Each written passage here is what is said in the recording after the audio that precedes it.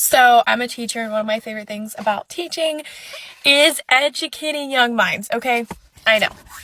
Surprise, surprise. But my job is a lot more different. I educate on like all things like job preparation, keeping a job, how to find a meaningful career, college preparation, financial support, whatever. Pretty much a business teacher. And so yesterday we had a guest speaker. He is a financial advisor talking about finances for college. And he asked me what my salary was because I do preach you should always talk about salary because then you can find differences in your salary among your other fellow coworkers. And so he and I talked about my salary and for my students. And I said, oh yeah, I was talking to a coworker the other day and I found out that my coworker makes the most you can make in my program. And my coworker is a little bit older than me, let's be real. He's a little bit older and stuff.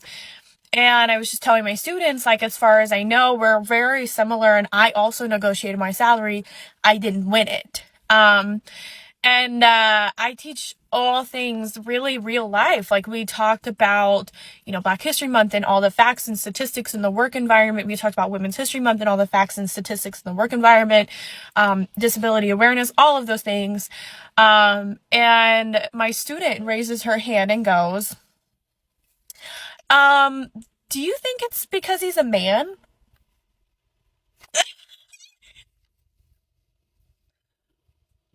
Yeah, probably.